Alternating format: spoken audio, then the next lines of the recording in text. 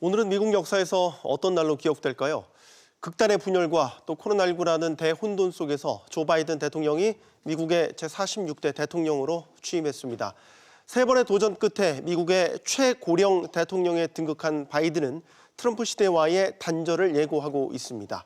미 우선주의에서 벗어나 동맹국들과의 관계를 복원하고 세계 질서에서 미국이 다시 전면에 나서겠다, 이런 의지를 드러냈죠.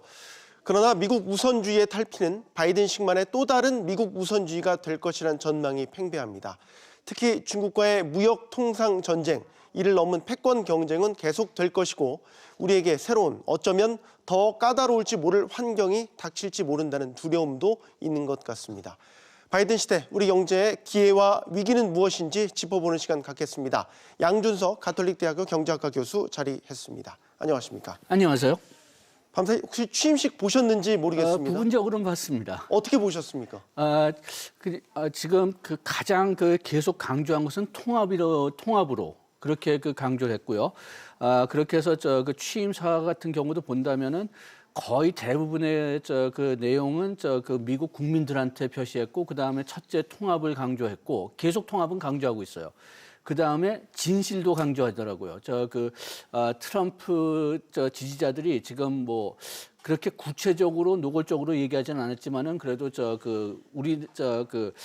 선거는 공평했다. 네. 그걸 인정하지 않는 것은 진실을 인정하지 않는다는 그런 힌트를 계속 주면서 그래서 우리는 다 진실 아래 통합을 하고, 그 다음에 트럼프 지지자들이 지금 경제적으로 아니면 무서워하고 있고 두려워하고 있는 걸 안다. 그래서 나는 나를 뽑아준 사람들의 대통령만 되는 게 아니라 모든 미국 국민들한테 대통령이 되겠다. 그런 점들을 계속 강조하고, 그 다음에 외국에 대해서, 그러니까 뭐 외교적인 측면, 경제적인보다는 외교적인 측면을 좀 더 강조했지만은 맨 끝에 좀 잠깐만 이제 미국은 다시 세계의 지도적인 역할을 하겠고, 말로 하지 않고 행동으로 보여주겠다. 그러니까 트럼프가 했던 것처럼 그렇게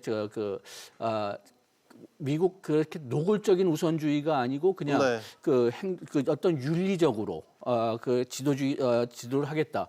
그러면서 동맹을 또 강조를 했지만은 그래도 이번 취임사는 대부분 미국인들에 대해서 통합한다. 우리가 지금 이렇게 트럼프파하고 비트럼프파하고 갈린 것을 어떻게 통합해야 된다는 그런 내용을 계속 강조했죠. 네, 지금 화면 속에서도 나가고 있지만 이번 취임식은 기존의 취임식과는 확연히 달랐죠. 뭐 전례 없는 방식이라고까지 봐야 될 것 같습니다. 네, 코로나 독감 때문에 어차피 그냥 규모를 좀 작게 하려고 했어요. 그렇지만은 이번에 폭동 때문에 그렇기 때문에 더 규모를 줄인 면이 있고요. 네. 그 다음에 또 문제가 됐던 게 그렇게 트럼프 대통령은 규모 큰 걸 좋아했죠. 그래가지고선 코로나 독감에도 불구하고 계속 사람들을 많이 모아야 된다. 네. 그런 취지를 가지고 그냥 그래가지고선 그런 행사를 하다가 오히려 측근들이 코로나 독감이 퍼지는 경우가 많았는데, 하여튼 이번에는 오히려 바이든 대통령의 취임식은 될 수 있으면 작게 하겠다. 퍼레이드도 없었죠. 퍼레이드도 없었고, 각종 만찬이나 이런 것도 대부분 다 취소가 됐고. 그 다음에 바이든 대통령이 원래는 자기 델러웨어 출신의 델러웨어 주에서 워싱턴 D.C.까지 기차를 타고 오고 싶어 했어요. 그런데 기차를 타고 오면은 뭐 너무 위험할 수도 있고 그러니까 헬리콥터를 타고 왔다. 뭐 그런 얘기가 있거든요. 앞서 잠깐 언급을 해주셨지만 바이든 대통령이 동맹에 대한 회복, 관계 회복을 강조를 했고요. 세계 질서에 관여할 것이다. 참 많은 의미가 함축되어 있는 것 같습니다. 즉 세계 질서의 중심으로 미국이 다시 전면에 등장할 것이다. 이런 뜻으로 봐야 될 것 같습니다. 예, 조금 전에 바로 전에 했던 기사에서도 나왔지만은 바이든 대통령은 굉장히 오랫동안 미국 의회에 있었어요. 그래가지고선 어떤 규율에 따라서 움직이는 것을 원칙으로 생각하고 있는 것 같고, 미국의 어떤 통상 정책 같은 것도 봤을 때 이렇게 어떤 규율에 따라서 진행해야 된다. 그렇게 해서 WTO를 굉장히 어떤 면에서는 사법부, 그냥 법정처럼 구조를 해야 된다고 이 80년대, 90년대 제일 적극적으로 요런 그 법적 체제를 추진한 나라가 미국입니다. 네. 그래가지고선 이런 그 법적인 어떤 그 규율에 따라서 움직이는데 굉장히 좀 익숙해하고 그거를 또 선호하는 그런 그 대통령이라고 볼 수가 있고요. 거기에 비해서 트럼프 대통령은 오히려 그런 규율을 어떻게 하면 피할 수가 있느냐, 어떻게 그 규율을 자발적으로 해석해가지고서 나한테 제일 유리하게 만들 수가 있느냐, 네. 그런 전략을 썼던 그런 그 뭐 정치인이라고 할 수가 있죠. 미국 우선주의를 폐기한다지만 또 다른 미국 우선주의의 모습이 되지 않을까라는 얘기도 나오고 있는 것 같고요. 그런데 그런 말씀하시죠. 미국 우선주의는 언제든지 있었거든요. 언제든지 있었기 때문에 그것 때문에 그렇게 크게 달라지지 않을 것 같지만은 철학이 좀 다르죠. 그 트럼프 대통령은 규율이 있든 없든 무조건 일단 힘으로 하겠다. 네. 그래가지고서는 WTO 협정이 있는데도 뭐 그 자기가 원하면은 그냥 다 무시하고 그렇게 할 수가 있지만은 그 원천적인 어떤 미국 우선주의는 그렇게 그 규율을 무시한다기보다는 규율이 우리한테 편하게, 규율이 우리에게 맞게 만들겠다. 네. 그렇게 해서 기초를 미국 우선주의로 만든다는 건데 그렇게 바이든은 그런 쪽으로 아마 되돌아갈 가능성이 크지 않을까. 네.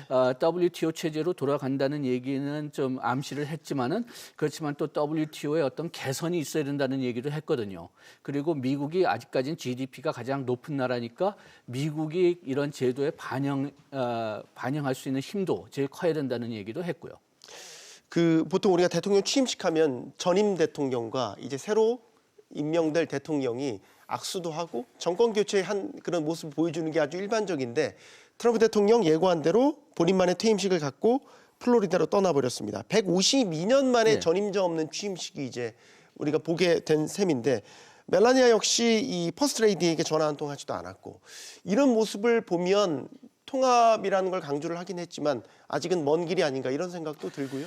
저는 개인적으로는 통합할 수 있을까 거기에 대해서 좀 의심이 가는 면이 있어요. 회의적이세요? 예, 좀 공화당을 지금 보면은 이렇게 난동 폭동이 일어났음에도 불구하고 한 반 정도가 아직까지도 바이든이 졌다, 트럼프가 이겼다 그렇게 공화당만 뽑아서 보면은 그런 생각을 가지고 있고 그 다음에 이런 폭동까지도 좀 그 정당성이 있었다고 하는 그 설문조사를 하면은 공화당 측에서는 그 정당성이 있었다고 생각하는 사람들도 거의 뭐 반 정도 된다고 하거든요. 네. 물론 시간이 지나면은 그 비중이 떨어질 거는 같지만은 그리고 지금 계속 얼마나 우리가 그 비디오에서 많이 보는 사람들은 뭐 좀 엉뚱한 사람들을 많이 보지만은 그 물 밑에 좀 심각한 좀 문제 있는 사람들도 숨어 있었다는 그런 이야기가 지금 계속 뭐 FBI 같은 데서 나오곤 있지만은 네. 그래서 그런 이야기가 나오면은 이 비중이 조금씩 달라질지 모르겠지만은 그렇지만 아직까지는 그 공화당만 따진다면 공화당이 그 미국 인구에서 한 3분의 1 정도 되거든요. 그런데 그 3분의 1에서 한 반 정도가 바이든이 대통령이 아니다. 또 이런 폭동 같은 것도 정당화된다. 그렇게 생각한다면은 통합되기가 굉장히 좀 어렵지 않을까 좀 걱정됩니다. 트럼프 대통령이 또 I'll be back을 연설에서 또 외치지 않았습니까? 신당 창당 가능성도 거론이 되고 있고요. 다음 얘기로 넘어가 볼까요? 바이든 대통령이 취임하기 전에 1.9조 달러, 1조 9천억 달러의 대규모 부양안 발표했습니다. 옐런 초대 재무장관 지명자도 이 부양책 정당하다라고 힘을 실었고요. 그런데 이제 이게 의회를 통과해야 되는 일이 남았는데 지금 상황으로 봐서는 1조 9천억 달러가 원안 그대로 통과될지에 대해서는 대부분 회의적인 것 같습니다. 아마 좀 줄어들지 않을까 혹은 더 큰 규모로 줄어들지 않을까라는 시각이 지배적인 것 같습니다. 지금 바이든 대통령이 그 예산안을 보낼 때 1차하고 2차를 나눴어요. 1차는 지금 좀 긴급한 사항을 집어넣고 그 다음에 좀 공화당하고 민주당이 좀 합의할 수 있는 분야를 좀 떼가지고선 서로 먼저 냈고 그래서 이제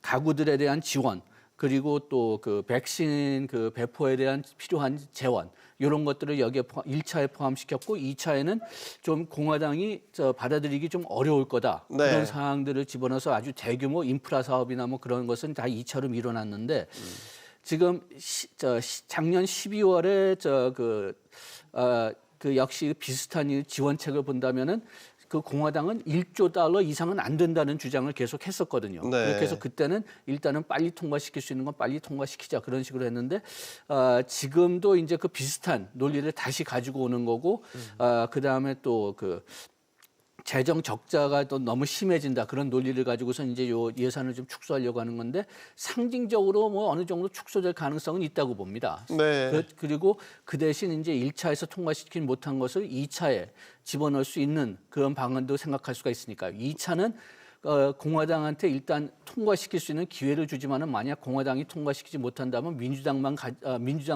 그 의원들만 가지고 통과시킬 거다 뭐 그런 계획도 하고 있는 것 같습니다. 그러니까 뭐 1차는 그냥 상징적으로 그냥 공화당이 진짜 그냥 강력하게 주장을 한다면은 좀 그 축소될 가능성도 좀 네. 있다고 봅니다. 다음 또 짚어봐야 될 게 미중 간의 관계가 될 것 같습니다. 이 미중 강경책에 대해서는 트럼프 행정부의 그런 기조가 계속해서 이어질 것이다라고 볼 수밖에 없는 게 지금 초대 장관들이 다 그런 성향의 발언들을 내놓고 있고 그런 밑그림들을 제시하고 있지 않습니까? 지금 워싱턴에서는 다 그 중국을 경계해야 된다는 그런 그 생각들이 다 지금 다 퍼져 있는 것 같아요. 그래가지고선 민주당, 공화당 그리고 미국 국민들마저도 중국을 어느 정도 경계해야 된다는 그런 그 생각이 다 퍼져 있기 때문에 그렇기 때문에 계속 경계는 할 겁니다. 다만 그 경계를 어떻게 할 것이냐. 여기에 대한 전략은 크게 달라지겠죠.